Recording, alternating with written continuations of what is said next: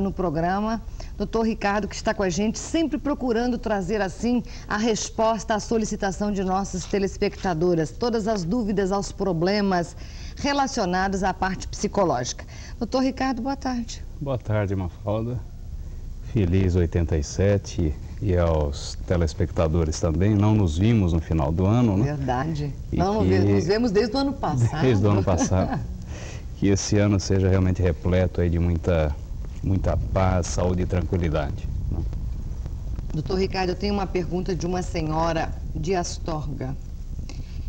Ela assistiu às reportagens que nós fizemos com você na sua clínica, aqui no programa, durante um bom período. E ela diz o seguinte: ela quer saber se os programas de televisão que falam sobre violência ou mostram cenas de violência podem influir negativamente em uma criança de 4 anos. Porque a televisão é o meio de comunicação mais abrangente e mais rápido. E toda esta amostragem de violência e cenas de violência, se não pode trabalhar negativamente em uma criança de 4 anos. E como? Bom, realmente atrapalha, não há como esconder esse fato, né? Agora nós temos que observar o seguinte: do que vai adiantar escondermos essa realidade de uma criança de 4 anos, porque todas as outras elas vão estar assistindo a esses programas, né? Então ela não vai poder ser, digamos assim, uma ilha nesta sociedade. Então realmente atrapalha, interfere, né, por uma razão muito simples. A criança, quando ela está assistindo, seja lá qualquer programa, que inclusive a definição de violência é uma definição tanto difícil. O que é violência para a cabeça da criança? Porque é uma cena que para o adulto pode ser encarada como uma cena de amor, típica de John Wayne, vamos dizer, né, que antes de abraçar e beijar a mocinha, ele leva um tapa, dá um tapa no rosto da mocinha, aqueles idos filmes, né, do John Wayne. Então, isso que para nós é uma cena de amor, para a criança é uma cena de violência, de extrema violência, né? É um abraço mais afetuoso, mais excitante, vamos dizer assim, que apareça na televisão, a criança pode interpretar aquilo como uma certa violência, né? Então, veja, não adianta esconder isso da criança, não adianta permitir que a criança não assista a televisão, porque ela vai ver essa violência em qualquer lugar, mesmo na revista, em qualquer situação. Então, é extremamente importante que a criança, nos programas em que ela está assistindo, seja acompanhada pela interpretação do adulto, mesmo que seja um desenho de Tom e Jerry, porque Tom e Jerry envolve uma série de violências ali graciosas para nós adultos, né?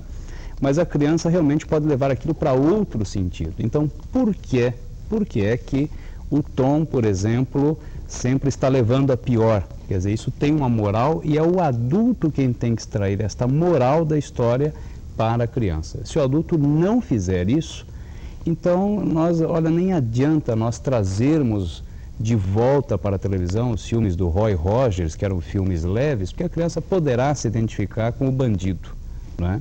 Ou poderá achar que este mundo é um mundo de bandidos e máscaras negras, né?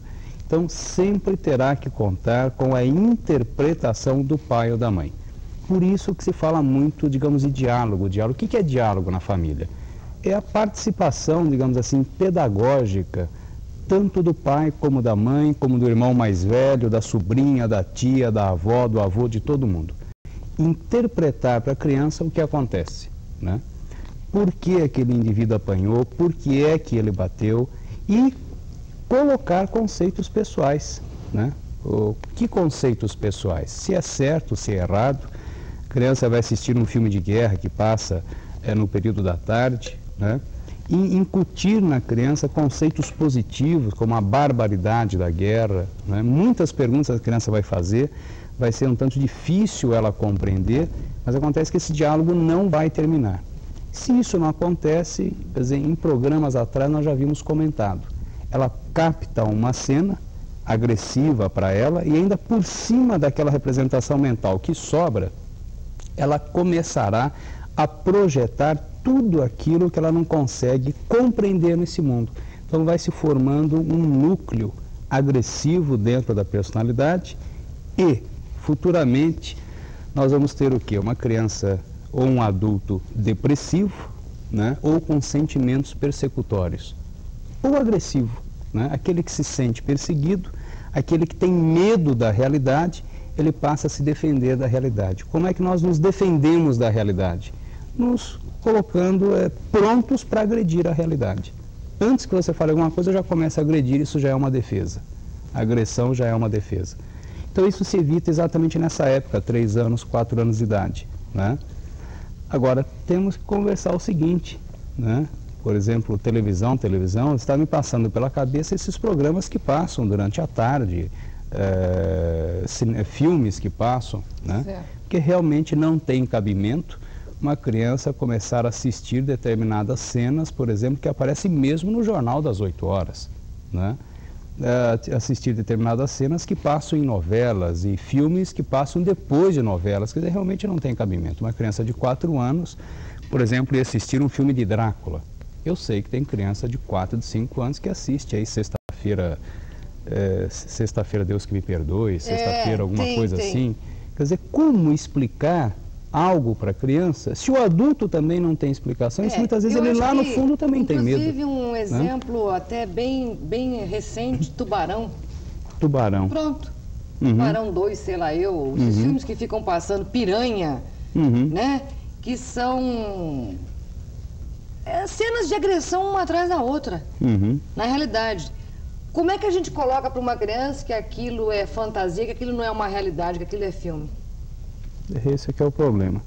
Primeiro, mesmo que a gente consiga incutir na criança que aquilo é uma fantasia, ela não vai entender direito o que é uma fantasia. O fato, veja bem, em termos técnicos, é que ela já está vivendo uma fantasia. Então, se aquela agressão não existe no rio, se aquela agressão não existe no mar, mas já existe na cabeça dela. Agora, vamos dizer, amanhã, depois amanhã, daqui 10 anos, ela vai sentir medo.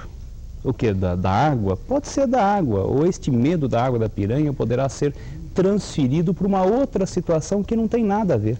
Correto. Né? Vai haver uma transferência dos sentimentos. Então, de repente, a criança vai tomar um suco da Papitos, vamos dizer assim, né?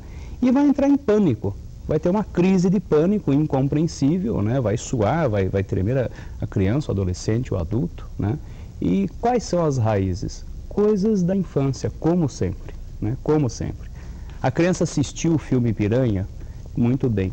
Os pais terão que estar prontos a responderem todas as perguntas que a criança fizer. Mas veja bem, ele tem que responder com profunda serenidade e convicção das suas respostas. Senão, para a criança é a mesma coisa que confirmar o terror.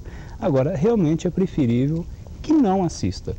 Que não assista. Eu tenho mais uma pergunta para lhe fazer, mas o nosso tempo já esgotou e o calor está demais aqui dentro. Impressionante. Está impressionante, né? Então, doutor Ricardo, eu vou deixar a pergunta para a sua volta daqui a 15 dias no programa, Perfeito. porque você continua conosco, né? Como é que se faz, a pergunta também de uma senhora mãe, para dizer uma verdade para a criança quando já foi dito antes uma mentirinha? Então, quando a criança fez uma pergunta,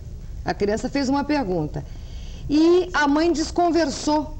Nas entrelinhas, ela não disse a realidade. Passou o tempo e agora a criança torna a reformular, com certeza não saciou, né, a sua curiosidade, a resposta não foi realmente satisfatória e a criança repergunta novamente. A mãe quer saber o seguinte, se ela deve manter o mesmo posicionamento de antes, apesar de não ser verdadeiro, ou se ela conta a verdade agora. Aí ela vai passar por mentirosa. Ela quer a sua orientação. Daqui a 15 dias, pode ser? Muito bem feita essa pergunta. Eu acho que é o dia a dia de muita mãe, de muito pai, né? Porque pequenas mentirinhas, nós contamos até no momento que recebemos um telefonema e diz assim, diga que eu não estou. Já é uma pequena mentirinha, né? Tá, ok. Daqui 15 dias vamos comentar a respeito de verdades e mentiras, Isto. né? Obrigada. Até lá, então, Mafalda, e boa tarde também aos telespectadores, né? Um bom frappé para você.